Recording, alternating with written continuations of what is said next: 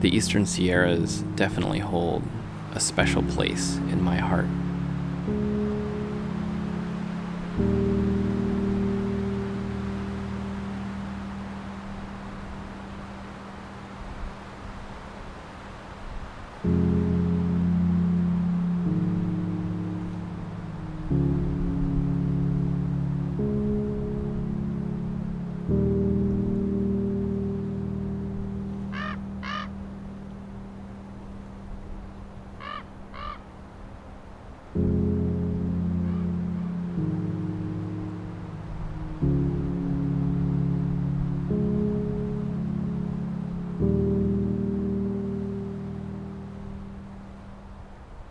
When I was a kid, my family used to take trips between Los Angeles and Lake Tahoe, and driving up Highway 395 on the eastern side of California alongside the Sierra Nevada mountains was just one of my favorite things.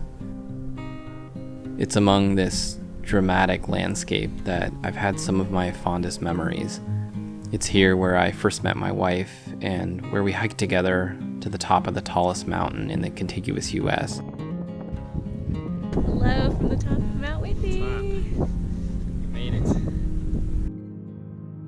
And I've returned here time and time again to the Alabama hills at the foothills of these mountains to try my hand at capturing its beauty. The Eastern Sierras were probably first best captured by Ansel Adams. He had so many amazing photographs from this place.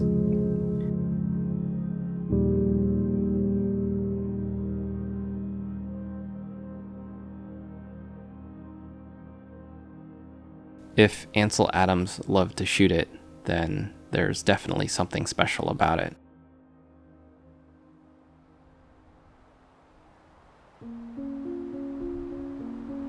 In preparation for this short 3-day trip, I struggled to figure out what to bring with me. Initially, I wanted to bring lots of lenses, multiple camera bodies, so that I'd have tons of different options of what to shoot and how to shoot it. And with only a couple of nights to shoot, I initially thought, I gotta bring all my stuff. Sony body, 18mm, 24, 55, a fisheye, my Astro-modified Canon body, a video camera, my drone, a laptop for editing, extra batteries, lots of extra batteries, tripod, 3 tripods. And when I put all this thought and energy into thinking about all the different things that I wanted to do, I started stressing myself out. And that's when I realized that maybe I should go back to my minimalist roots and just bring one lens. Maybe I should just kind of keep it simple and purposeful with my photos. I knew that I was here primarily to shoot landscape astrophotography, so I went with the obvious default, a fixed focal length, fast, wide-angle prime. In this case, a 24mm f1.8. So I decided to just bring that lens, my camera, and a tripod, and of course a video camera so that I could capture the experience of coming here. I think that shooting in this way, shooting with a minimalist kit, there's the obvious benefit of not having to lug a ton of gear around, but shooting with such a simple kit helps me see. When I don't even have the option to change lenses, I'm forced to make framing and composition choices by moving the camera or moving my body, and with enough practice and experience with that one focal length, I eventually learned to see the world through that frame.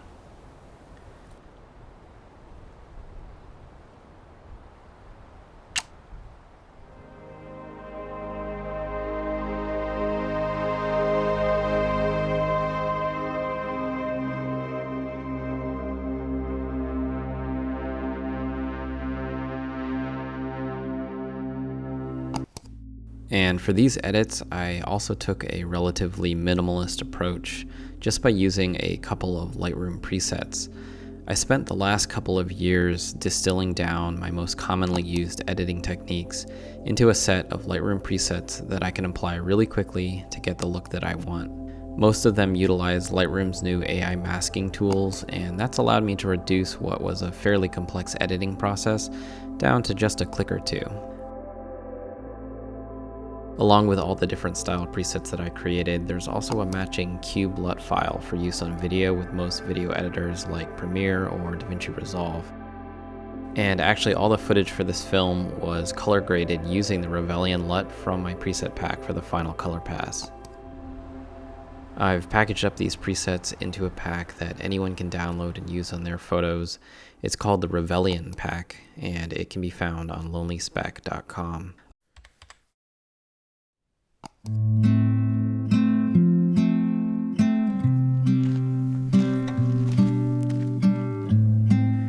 Yeah, I don't know. This place, there's just something about it.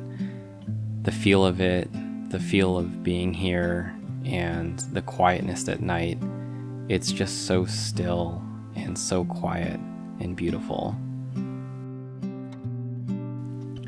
Shooting consistently on one camera and one prime lens and minimizing the gear that I bring with me is one of the practices that has most improved my photography over the last 2 decades. Instead of thinking about my gear, instead of fumbling with lens changes or digging in my bag, when I shoot with a minimalist kit, I can spend 100% of my time just doing photography, looking for compositions, shooting photos, and experiencing the world around me. So I'm all set up for my composition right now. It doesn't look like it, but I've actually got my camera right in the middle of the road. And yeah, just waiting a few more minutes for the moon to kind of shift over a little bit. So it's like perfectly lined up with that road. And what I'm doing is I'm gonna shoot a little bit bracketed so that I can get a few exposures where the moon isn't completely blown out, so you can get a little bit of detail in the surface of the moon. Other than that, nothing really fancy going on, just point and click.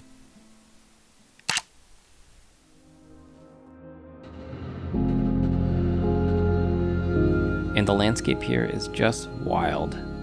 We have the tallest mountains in the contiguous 48 US states, and just adjacent to here, like an hour down the road, is the entrance to Death Valley National Park, the lowest point and hottest desert in the US. And just across the valley here are the White Mountains, which are home to the ancient bristlecone pines, which are the oldest known living trees on Earth, more than 4,000 years old. So this really is a place of unbelievable extremes.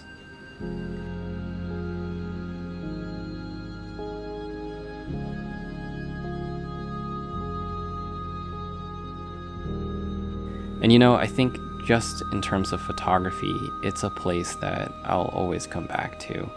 I just want to keep shooting and capturing this place year after year. It's such a special, special place to me.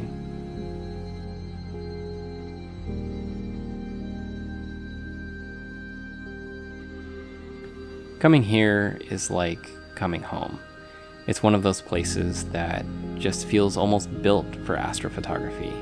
When I come out here, I see other people shooting night photos too, and I just hope that they're having just as awesome of an experience as I'm having, because it's such a special thing to do. Photography, for the sake of photography, I think is enough. Photography forces us out into the world, into a situation or time of day or time of night that we otherwise wouldn't be.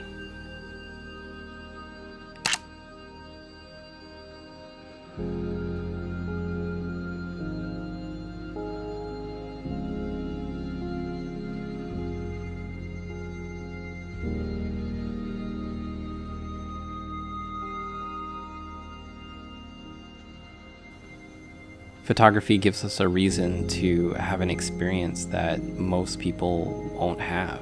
Astrophotography especially.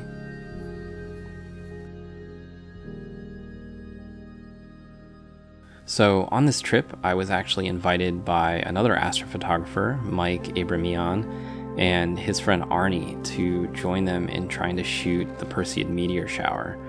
I've enjoyed seeing Mike's work on Instagram and YouTube for years, so I was super stoked to be able to shoot the Perseids with him. The Perseids are one of the best meteor showers of the year, and on this particular night, we had something else totally unexpected happen. Horizon. So there it is, the Aurora Borealis from Alabama Hills, California. Just unbelievable.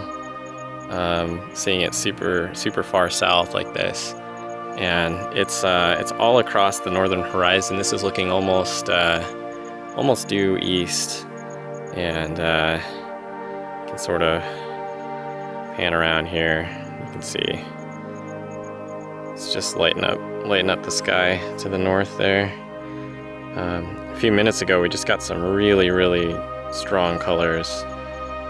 You can see there's sort of like a little blue beam coming down there. Really neat. Just ridiculous. Very cool.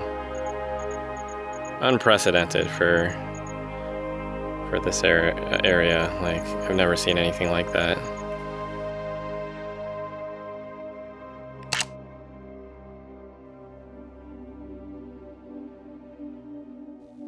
It's these experiences that we have at night that I think are the reason that I do astrophotography.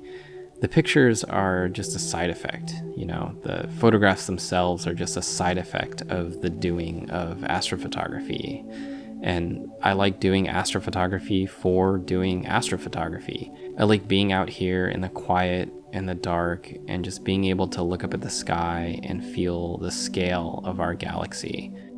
It's just so special thinking about the distance to those stars. And those are just the stars that are local, you know? Those are the ones that are in our neighborhood. And they're still so far away that short of a technological singularity level breakthrough in space travel, we'll never be able to visit them. And even the parts of space that we can visit within our own solar system are so inhospitable and unwelcoming that the next best place is a planet with an average temperature of like negative 60 degrees Celsius and yearly dust storms that engulf the entire planet.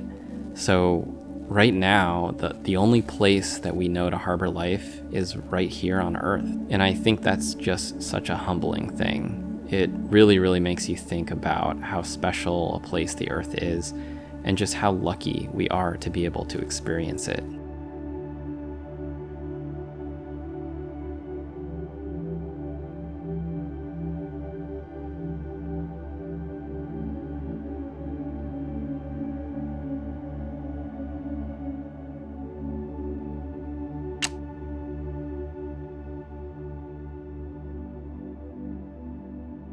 And that's why I named this project Lonely Speck.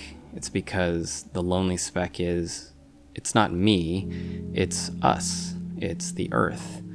We are the lonely speck in the great enveloping cosmic dark, as Carl Sagan said it.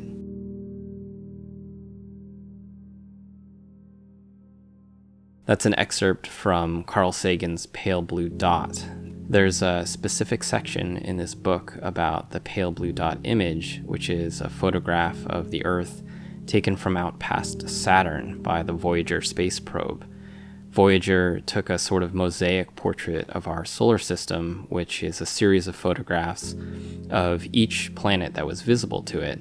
And the Earth is in one of those images. And in that particular image, the Earth is sort of partially occluded by a little flare in the lens, and it makes it look like the Earth is suspended in a beam of sun.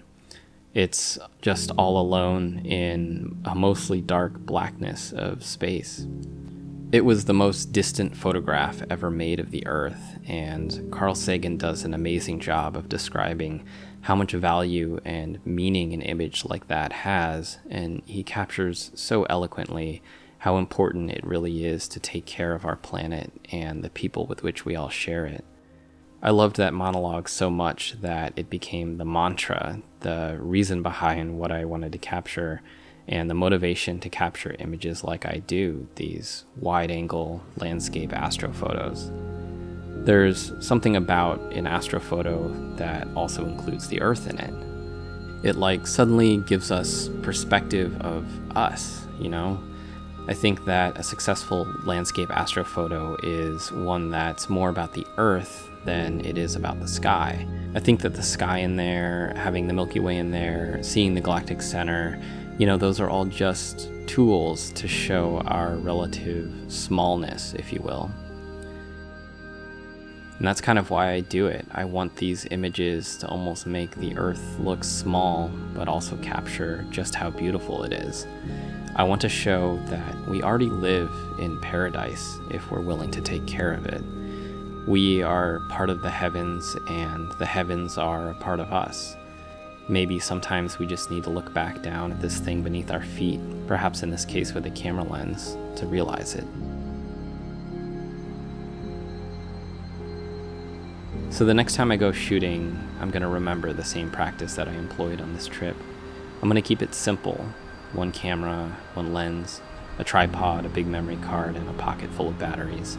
And while I'll remember to look up, I'll really be there to capture us and to capture the Earth.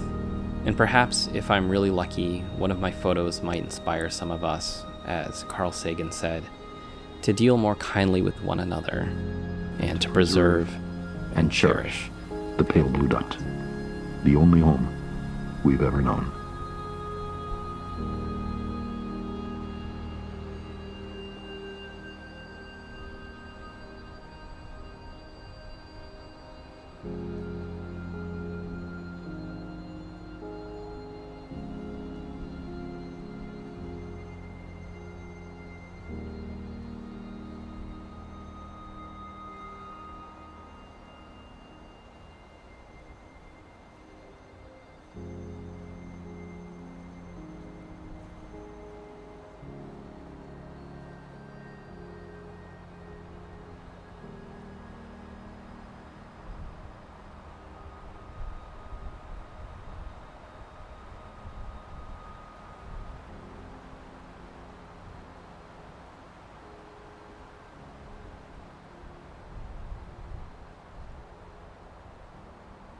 Hey there, this is Ian Norman. Thank you so much for watching to the end of my film. It's viewers like you that makes producing these videos the most rewarding.